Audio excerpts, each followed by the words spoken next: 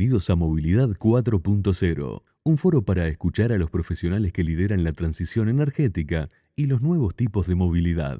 Un poco cuando me puse a analizar un poco la presentación, imaginaba, bueno, el transporte pesado, vamos a hacer baterías más grandes. En general, cuando vos haces algo más grande, tenés más capacidad de hacer todo más eficiente. Bueno, en general no. ¿Tá? Los camiones tienen muchísimo, sobre todo camiones, los ómnibus más o menos, porque tienen la parte más cerrada. Tienen mucha parte de estructura, vos tenés que proteger la batería de cualquier accidente. En los coches, en los vehículos, vos lo podés integrar en la carrocería, que es lo que está haciendo BYD ahora. Pero los camiones no, y la van a ver ahí afuera, tenés una gran parte de fierros que la aguantan y la soportan a ese peso. Entonces, por ejemplo, este es un ejemplo de Volvo. ¿Tá? Volvo en una de sus presentaciones pone 6 módulos, o sea, de estas celdas pone muchísimas, ¿sí? O pueden ser prismáticas. Eso lo agrupa y se llama un módulo, y esos módulos los pone en serie o en paralelo, y esos son el pack de baterías. ¿Tá? Pero en general es como un Lego, ¿no? Todo desmontable hasta que llegás a esta unidad mínima. ¿Tá? Para llegar a 540 kilovatios hora, es un montón de almacenaje de energía. ¿Tá? Ahí ven, por ejemplo, alguna de las características. Cada módulo tiene 90, 6 por 90 obviamente da 540. En general el 70% es útil, ¿tá? Y pesa 500 kilos cada módulo. ¿Tá? Eso me da a mí unos 178 vatios hora por kilo. Esa es la densidad energética de todo el paquete. Porque una cosa es cuando hablamos del vatio hora de esto, ¿tá? Si ustedes ven acá las especificaciones y lo pesan, pero no es lo mismo en todo el sistema. Tenés cables, tenés el sistema de refrigeración y tenés todo el soporte. ¿Tá? Entonces, más o menos 180 sería a nivel de batería completa. Después vemos el caso de Scania, ¿tá? Y hace un análisis interesante, va mostrando cómo al aumentar la capacidad del camión en cantidad de energía, en verdad la densidad energética baja, o sea, eso que le decía al principio de que más energía, o sea, poder poner más baterías en un camión en general no te baja, no te aumenta lo eficiente de la densidad energética, lo que te da más rango porque te da más energía. ¿Tá? Este, por ejemplo, es un ejemplo, bueno, con Juan tuvimos la oportunidad, gracias al Ministerio, de estar en China como un mes en un curso. Y bueno, este es para no traer ningún ejemplo acá de Uruguay, pero este es un vehículo, ¿tá? Un camioncito liviano, y buscando mi foto, bueno, le saqué una foto al pack de baterías. Y ahí lo ven. ¿Cómo saber qué? Porque eso está bueno. Bueno, soy importador, voy a traer camiones o voy a comprar. Bueno, si quiero saber la densidad energética, ¿cómo lo calculo? En general, las baterías tienen una chapita que me dice la energía, ¿tá? Que puedo almacenar, en este caso 27,85 kilovatios hora, lo multiplico por 1000 y lo divido por 191 kilos, y tengo la densidad energética que a mí me dio 146. ¿Por qué es importante esto? Y bueno, me puse a hacer algunos números. Este es, por ejemplo, un camión medium duty, ¿tá? Que fue un especial que usé en mi tesis doctoral con la empresa Volvo, que es un camión de 18 toneladas. ¿Tá? Y bueno, vemos que cómo aumenta la capacidad, cómo al aumentar la capacidad de batería, aumenta el peso de esa batería. ¿Tá? Con 4 densidades energéticas. ¿Tá? Obviamente, cuanto más moderna o más tecnológicamente avanzada sea la pila, menos peso voy a cargar en mi camión. ¿Qué impacto tiene en el consumo? En verdad, en el rango eléctrico, porque yo si cargo más peso, ¿sí? De batería, voy a consumir más energía.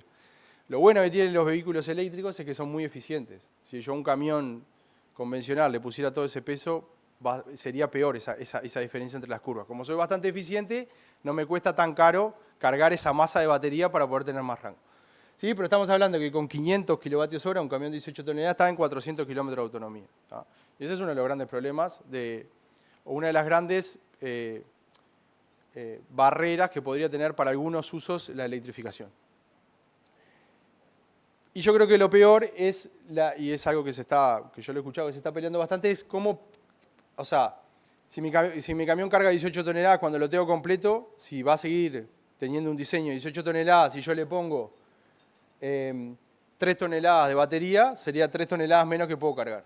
¿Tá? Entonces creo que ahí también hay un detrimento bastante importante en qué tan buena es la batería. Entonces, por ejemplo, para un caso de 300 kilovatios hora de batería, una batería media, ahí ven, más o menos, un 10% aumenta mi consumo, un 10% o 13% baja mi carga útil, ¿tá? O sea, la carga que puedo cargar si mi camión es el mismo, la carga llena, y el rango, más o menos, entre 11% más o menos baja los kilómetros. No parece tanto, yo cuando hice la tabla digo, bueno, pero bueno, es un punto relevante, ¿no? Porque de 281 a 261 es 10%, 11% de pérdida de rango. ¿Tá? Tema 2, la degradación. Bueno, las baterías tienen un estado de carga, básicamente es cuánto las lleno y cuánto las vacío. Eso depende mucho la energía que puedo almacenar de la temperatura. Nosotros, por suerte, vivimos en un país que no es tan frío, no es extremadamente frío como son los países nórdicos, por ejemplo, pero sí temperatura de menos 10 grados, menos 5 grados que podrían haber en invierno en Uruguay, bajan bastante la capacidad de almacenar energía. ¿Sí? Y además, bueno, la batería también tiene una capacidad usable, en general es entre 80 y 70%, entonces toda la energía que me pone ahí que trae la batería no la voy a poder usar. Y es muy importante cómo yo la cargo, cómo yo la descargo y a qué temperaturas la uso. Por ejemplo, no voy a hablar tanto porque no tengo tanto tiempo, pero la temperatura es un factor muy importante para la batería, para su degradación. ¿Sí? Cuán rápido la cargo, ahora estamos con todo esto de cargadores rápido, más potencia, eso afecta a la batería. ¿Sí? Cuanto más lento la cargamos, en general está demostrado que es mejor. Y bueno, básicamente se va degradando dependiendo de los ciclos. Nosotros lo que hacemos en el Faraday Lab, por ejemplo, con esta batería, después le voy a mostrar un poco el proyecto, pero hace más de 4 meses ciclando sin parar, a una carga bastante fuerte, que es lo que hacen los fabricantes, o sea, le dan más potencia, o sea, las exigen más, y con eso predicen esos 8 años, porque vos no podés esperar 8 años para poder lanzar una batería. Entonces, por ejemplo, estos fueron 2 módulos de batería que nos donó UTE, 2 paquetes enteros, 2 Renault Kangoo, o sea, el paquete entero, 96 celdas, o sea, 96 de estas. ¿Sí? Las testeamos, estos son, ¿verdad?, 4 celdas, pero esto es lo que vendría a ser la unidad mínima, es desmontable normalmente. Y bueno, 89 de las 96 estaban útiles y estaban más o menos a un 60% de carga, a 60% de vida. Sí, eso es, nosotros, mediante una descarga medida muy precisamente con el ciclador, la máxima cantidad de energía que pudimos almacenar o sacarle a la batería fue un 60% de la que el fabricante decía. Nosotros no teníamos la batería nueva, pero confiando en el fabricante. Y esa batería tiene mucha utilidad. Nosotros, con esa carga de unos 4 meses intensos, estamos proyectando 8 a 10 años de segunda vida. Después les voy a mostrar un poquito el proyecto, sé que no me queda mucho tiempo. Pero acá se ve un poquito la caída. Esto es lo que se podría hacer con una batería, o esto es lo que hacemos. Esta es la capacidad a lo largo del tiempo, ¿sí? Ahí abajo se pueden ver los meses, a una temperatura bastante controlada y cómo va bajando la capacidad. Eso es la degradación, o sea, cada vez que la voy usando, cada vez puedo meterle menos energía o sacarle menos energía. Seguridad. Bueno, muchos habrán bueno, como decía Erika, lo de explosión. En verdad lo que pasa en las baterías, cuando se le llama, cuando las abusamos, o sea, cuando las tratamos en condiciones que no fueron diseñadas, en verdad lo que se hace, se da un proceso de combustión. Un proceso de combustión que dura unos minutos. Si ven allá arriba en el video, está en 2 minutos, 3 minutos. O sea, no es algo que pasa, y es por eso que muchas veces cuando se diseñan los vehículos tenés hasta 5 minutos. Es un proceso que se va dando, en verdad, muchas veces, o lo que se sabe, de una celda y se va propagando a otras celdas, y eso me va dando tiempo a escapar. ¿Tiempo a apagarlo? Te diría que yo que no. En general está bastante comprobado que lo que se hace es controlar el fuego, no extinguirlo, no salvar el vehículo en la mayoría de los casos. Y bueno, el video ahí vieron un poquito de la combustión. ¿Sí? Ahí hemos escuchado muchísimos casos. En verdad, cuando vamos a las gráficas, estamos en cientos, o sea, 100 por año en el mundo. O sea, estamos hablando de casos muy aislados, muy raros, y es por eso que hay también un poco de miedo. En verdad, no es lo común que pasa. En Uruguay, por ejemplo, nunca pasó. En Brasil hubo un caso ahora por una mala operación del vehículo en un país enorme como Brasil. No es algo que pase, pero cuando pasa es bastante grave y es bastante difícil de controlar y se precisa mucha capacitación de bomberos. En verdad, lo que pasa, y esto es un poquito más técnico, cuando entran en lo que se llama thermal runaway, que en verdad es, sí, a una celda le pasa bastante rápido, que es una liberación de energía muy, muy rápida, es cuando las abusamos, o sea, cuando las tratamos de la forma que el fabricante no lo diseñó. Uno puede ser por cortocircuito, o sea, por abuso eléctrico. Si el positivo y el negativo yo lo toco acá por mucho tiempo, con un cable, con una resistencia determinada, esto se va a prender fuego. ¿Sí? Y en verdad se va a prender fuego o no. Lo que pasa es, y esto creo que lo curioso, las baterías todas tienen una válvula de alivio, y lo que pasa al principio es que el electrolito, o sea, después que llega a un determinado momento, se expulsa por estas válvulas creadas por el fabricante para expulsar, ¿sí?, la presión, aliviar la presión. Eso es lo que pasa. Eso lo filmamos en mi doctorado en España con una cámara de muchísimos imágenes por segundo, pero ahí se ve el electrolito salir hacia afuera. ¿Tá? El paso siguiente a eso, esos gases son inflamables, ¿sí? En contacto con oxígeno de afuera, lo que pasa es que tenemos un proceso de combustión, ¿sí? Eso está grabado un poco en cámara lenta, pero es un proceso que puede llevar hasta 1 minuto de una combustión lenta. Pero lo que pasa es que cuando, y ahora les voy a mostrar algunos, esto es lo que pasa con la temperatura. Por ejemplo, acá es una celda que la usamos térmicamente, o sea, la pusimos a una temperatura más del diseño.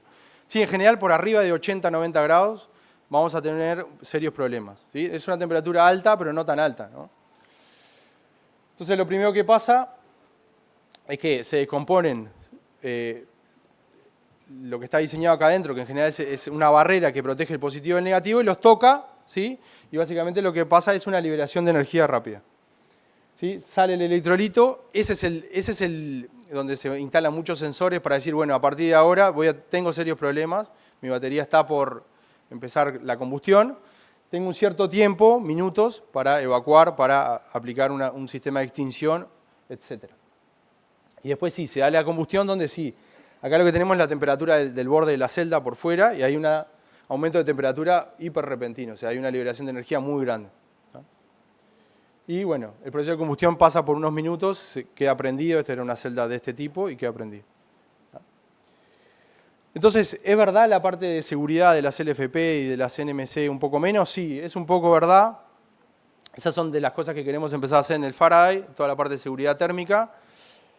Nosotros medimos, en verdad, a nivel de celda, la liberación de energía es muy parecida. Lo que pasa es que en las LFP en general no hay combustión, o sea, no se ve, entonces libera menos energía alrededor, entonces tenés menos chances de que se empiece a quemar el paquete de baterías y tu camión. Entonces, son más seguras, en general sí, y lo estudiamos.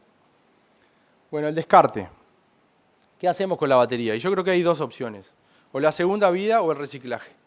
En términos normales, y para una batería que no tuvo ningún problema, en verdad el proceso es su uso, ¿tá? Hasta un 80% de carga. ¿Por qué se dice hasta un 80% de carga? Y nos pasa con los teléfonos. Yo el otro día cambié un teléfono que andaba perfecto porque la batería, o sea, lo tenía que cargar demasiadas veces. Lo mismo va a pasar con un vehículo, con un camión. Si yo lo tengo que cargar 30.000 veces, o sea, 2 o 3 veces por día, me rompe el esquema de la logística, lo cambio, o cambio la batería. El segundo paso es el segundo uso, que ahora les voy a dar algunos ejemplos, y el tercero sería el reciclaje, que es también un tema bastante que no está totalmente resuelto a nivel mundial, es complejo, ¿sí? Lo que se entiende bastante ahora es al black mass, o sea, a triturarlas y vender esa materia prima para que alguien la procese. Ejemplos. Acá les voy a presentar brevemente tres ejemplos, ¿tá? Uno es con la empresa Panelur.